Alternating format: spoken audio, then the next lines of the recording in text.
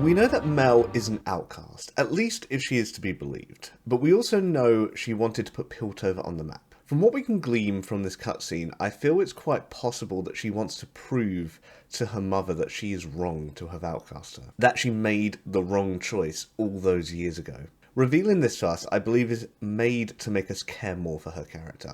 After all, there are other characters in Arcane that have been outcast, or I guess similarly betrayed, such as Viktor, Jinx, and even Silco. And her want to prove herself again is shown in characters like Jayce and Jinx. Her backstory has a lot of similar themes to other characters, and I feel that this is purposeful, so as the writers want to keep the mystique around her character and around whether or not we can still trust her. Clever to charm her subjects, but palatable so we can easily mould her. Old habits die hard, and I feel that what Mel said all those years ago has been exactly what she has been doing to Jayce. However, we also see compassion in her as a child, quite possibly the reason why she was outcast. And I feel her mother's last words, "a wolf has no mercy," were meant to be directed to us, as in the scene she looks down on a sleeping Jayce, vulnerable and defenseless in the present. I really like how the scene shows us more about Mel, about her compassionate side, making us care more for her, but at the same time doesn't undo the mystique around her character. Yes, we see compassion, but we still don't know what she has planned for Jayce. As I mentioned before, old habits die hard. The painting symbolising that scene with the blood and death behind her, and the sirens blaring in the background, all point to something more sinister, and perhaps something she might be battling against internally. And I like how her mother's face was in shadow throughout the scene, painting her almost as the big bad boogie monster in Mel's eyes. This scene is shown from Mel's perspective, and that's how she chooses to remember her, perhaps blotted out due to trauma of the event she experienced throughout her childhood. But it could also be she sees her mother as this unobtainable height of accomplishment that she will never reach, or as someone she will never gain approval from. Overall, I really like the scene as it both tells a lot of things by dialogue, while also telling a lot of things by show don't tell, and gives a lot of things to think about in regards to Mel's character and all the things she has done previous to this episode. In Mel's flashback, her mother talks about a story of getting a gold coin for all the swords she collected from dead soldiers, this being to teach her about death. And I feel this story rings in our minds as we see both Mel and Jayce shocked at the scene on the bridge with all the dead bodies of all the soldiers. And it's clear to see how different Mel and Jayce both see this scene. We're still not sure at this point if Mel has had that same training that her mother went through. If she obviously knows death more than Jayce, but does she know it as well as her mother? And the difference between her and Jayce are very clear to see in this episode. Just the difference in their expressions, the way Jayce froze up after seeing all of these bodies, and very likely also feeling the weight and pressure of him being responsible for this, in a way. It's interesting how they start this scene with Singed doing something to his face. Likely some injury caused by the explosion that Jinx created in episode 3. Only for the very person who hurt him to be brought in by Silco and have their fate rest in his hands. I'm not sure if this was to build tension or just remind us of that fact, but this issue doesn't seem to play into Singed's decision to help her. And I kind of ponder about this scene as to its intentions. Why did they start off with Singed doing something to, seemingly like peeling off the wrappings, I guess, from flesh, from like burnt or scarred flesh on his face? We're not quite sure. A bit later on when we see him working on Jinx and there's like a gap in his mask, we do get to see a bit of his face, and it's kind of a bit odd. We're not quite sure what this is covering, what these bandages are covering, but so I just thought it was kind of interesting that they started off with this as if to kind of almost bring up this tension, but then not really follow through with it. Maybe it shows Singed's character that, he doesn't care about things like this. All he cares about is his science. And, he is more excited to use Jinx as a test subject for this new Shimmer variant than worrying about paying her back for what she did to him. But I haven't read any more of the information about Singed outside of our Arcane, so if anyone has any more information that might be relevant to this, then, please comment that down below and let me know. There's a lot displayed on Mel's face as her mother arrives. You can tell that there are memories rushing back to her, potentially fond ones, but ultimately ending in anger and resolve. Your brother's gone. We know Mel looked up to her brother Kino, as in the flashback, she mentions him saying that the war is a failure of statecraft. If Mel is at conflict with herself, then this could be a big blow to that. Her brother, seemingly against war and the way their mother did things, is now dead. In a way, proving that his way was the wrong way. This is also the trigger for her arrival. War is coming, and she wants Hextech weapons to give her an edge. I feel like we'll see this internal conflict in Mel play out a little more in this episode. Maybe not quite as visible as someone like Jayce is, but we'll see it more in the cancel scene later. And a little side note to kind of end this scene. I feel like when we do get a season 2, and if it does go beyond Piltover, then Mel's brother could be a likely candidate for a POV character. That is, if he is still alive. I feel like his death has been the inciting incident for a lot of events, and his motivations go against Mel's mother, and in general Noxus's, it seems like, which would make him an interesting character to follow. Here Jinx is having the shimmer put into her, quite possibly the same that was given to Viktor, and is likely under immense pain, and in this state, her first thoughts are still with Vi. Though, as with the voices she hears, she remembers both the good and bad points. Vi telling her that she is stronger than she thinks in encouragement, but then she also sees how Caitlyn has replaced her. And this representing the fear of abandonment that, she's carried all of these episodes. And I feel like the state that she's in now, these emotions are just being exploded to 11. And so when you consider this, it makes a fun scene in this episode where she goes after Caitlyn understandable. With everything she's just been through, all of these emotions running high, this is what Jinx would do. This is her trying to protect what's important to her. In this scene, Jayce meets Mel's mum. And we'll talk more about this scene later, but I really wanted to talk about the reason for Mel's mother coming into the show now of all times.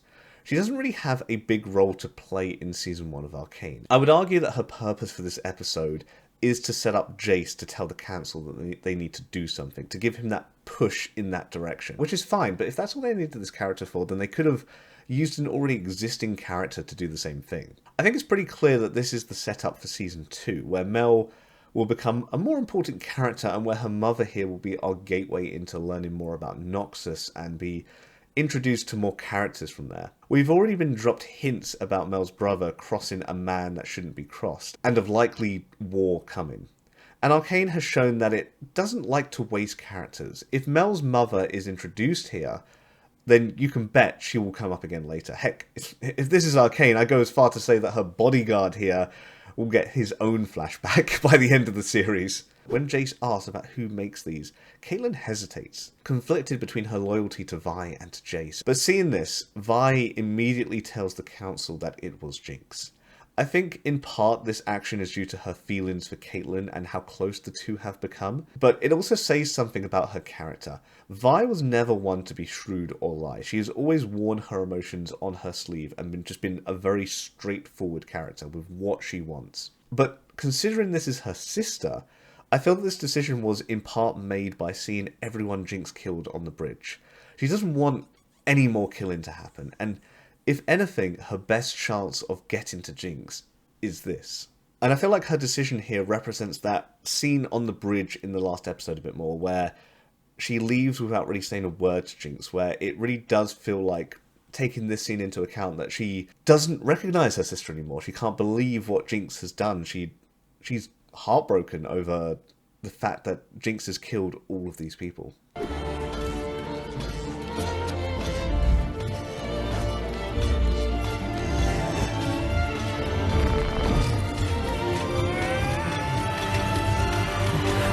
In this scene, Viktor is running on a new leg, the music raising and reflecting his emotions.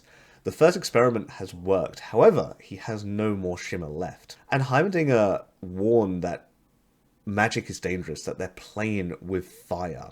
And we see the ramifications here as Viktor recklessly tries to go through another transformation quickly without obtaining more shimmer. And his assistant tries to save him and is killed in the process. And as she does this, I feel like the emotions on Viktor's face here is saying, why are you trying to stop me? But then he turns to horror as she's killed by the magic. And in this moment, I think he really realizes that he has been playing with fire. He realizes what he's done, just how much he's been caught up in this and how much he's lost sight of why he started all this for. And the Hex Core now more closely resembles that of the vision that Viktor has been seeing. And I think this is, again, more build up for Season 2, more build up for when we see more ramifications for this magic. Because I don't think all of this setup earlier in Arcane with Heimendinger saying, you know, you must destroy this and you don't know what you're dealing with, and these visions that Viktor has been seeing, I don't think the climax for all of that is this scene. I think we're definitely going to get more to do with this Hex Core, more ramifications to do with magic, but that will likely be in Season 2. In this scene, Jayce is in the Forge again, showing us that he is stressed. And Vi turns up here and convinces him that he needs to act. What I want to talk about in the scene are the gloves. As mentioned before, Chekhov's gun, stating that if something is shown, it will be used. And these gloves were shown many episodes ago. And also as a little treat for anyone who plays the games, Vi uses similar gloves in the game. People who played those games likely knew that this was going to happen at some point. This is a type of reward in writing that I see a lot. Basically, when the reader knows something is going to happen, for example, there's a prophecy that the hero will wield a magic sword, but as the story begins, the hero has no idea where to find this sword. We know it will happen at some point in the story, and it will be satisfying and rewarding when it does. Things like this in writing often happen because if they don't, they disappoint the reader, and it becomes unsatisfying to the reader. Just imagine that the hero has been thinking about this magic sword all the story, and then one of his companions wields it instead. Wouldn't be quite that satisfying, would it? The hero has just gone through all of this journey, you know, believing that he will, you know, one day be worthy of this sword, and then he has to watch as his friend, like, wields it instead. Would not be satisfying. This is not a concrete rule. In general, it's kind of there to make sure the reader feels satisfied from this. But going back to that example that I gave, you know, I could imagine that story, if it feels unsatisfying to us as the reader because the hero's friend got to wield the sword, I could imagine in that story the hero slowly turning into the villain in a way because he's matching our emotions. He's matching our level of unsatisfaction because it's an injustice that has happened to him in a way. So again, not the concrete rule, but it does happen to keep reader satisfaction, especially if the story is not going to go to those extra lengths to justify why it doesn't happen. But back to Arcane, yes, Vi wearing these gauntlets, I think, was an inevitability in this first season. And not just because she's shown wearing them in the opening, but because of Vander and her being, in a way, like Vander's legacy. And Vander wearing these gloves, and now it kind of almost coming full circle, and now she's wearing the gloves and kind of almost taking up Vander's mantle. In this scene, I'm a little surprised that Jayce is not wearing armor. And this is what I mentioned in the last episode, where I thought it would have been far-fetched to see Jayce, a scientist with no combat training, and we have to assume that he has none because Arcane has not shown us that he does, fight back these shimmer-infused soldiers. I still think, even now, that it's a little far-fetched that he's not wearing armor, though I do think armor was a consideration of the writers in this scene. They would have had this dilemma here. If they give Jayce armor, they would need to introduce the armor earlier along with the gauntlets, along with any functionality that it might have, and then incorporate all of that into the fight scene here. That may not seem bad, but currently there isn't much to keep track of. Vi's punches punch hard, and Jayce's hammer, as we can see, can create a defense shield and shoot energy blasts. However, add armor into all of this, and suddenly it becomes a bit too much to keep track of. Comparing it to a game tutorial, having armor would be like giving you all the moves before it's taught you the basics. Compare this to what they've done in the show, which is not to have any armor. It makes the scene a little far-fetched, but overall makes the action a lot more understandable and watchable as a result. We know roughly what Jayce's limits are. We know he can be killed easily, which adds tension, whereas the armor would likely have made him into a sort of god in this battle. Still, a little surprised he didn't wear any enforcer armor here. Even a vest to prevent bullets would have been something. And I think it's easy to forget that Jayce doesn't have much experience leading. He is considered the head of the council because of his scientific achievements, but he doesn't have much experience in warfare, and the weight of all of Piltover weighing on him as he desperately tries his best. And other than Mel, no one in the council really has experience either, making it all but impossible for Jayce to base his leadership off of someone. And this lack of experience is shown throughout the episode, first with Mel's mother convincing him that he needs to act, this coming through in the council scene, and then with Vi who convinces him to attack the factory. And this battle is a great amalgamation of this. Here we can rehear Mel's words. Jayce does not know war. He has had no training. The first time he saw death, he puked. And his face reflects that naivete here. He's panicked, full of adrenaline, rampantly shooting to protect himself in a fight or flight situation. And the result is he hits a kid. Caitlyn and Vi have been built up throughout Act 2 of Arcane, the show highlighting on multiple occasions the differences between the two. In fact, it uses this as a way of showing the two getting closer and how their mindset on the other has changed. And in this scene, notice how they're laying. It kind of looks like the yin-yang sign, both at different ends but in the same position, representing the differences between them that we have seen throughout Act 2, and showing how similar but different the two are. And this comes to fruition in the council scene, where Caitlyn holds back information out of concern of Vi. I think this shows a milestone in how much she cares for Vi, but in a way that highlights their differences in a negative light. Caitlyn has always been upstanding, wanted to prove that she is not just a councilor's daughter.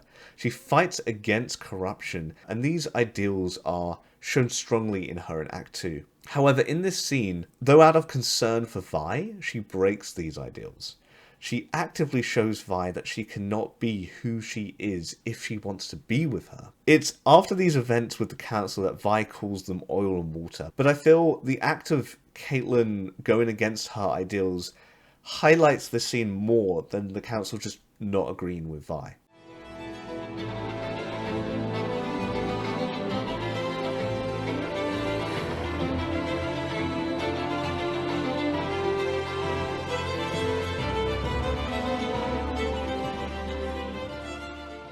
And as this episode ends, we see Caitlyn thinking about Vi's words, oil and water. But Caitlyn has never been one to do as others say. And I think the music reflects this, as she's trying to rack her brain for a way to either change Vi's mind or to make them compatible, to make oil and water mix. And as her blood drops into the water here, I believe this appears to symbolise that if they can't be oil and water, then blood and water will do. They don't have to be similar, they just have to be able to mix. And here is the character map for episode 8. Now, I think something which is going to stick out pretty much straight away is Mel has more links now.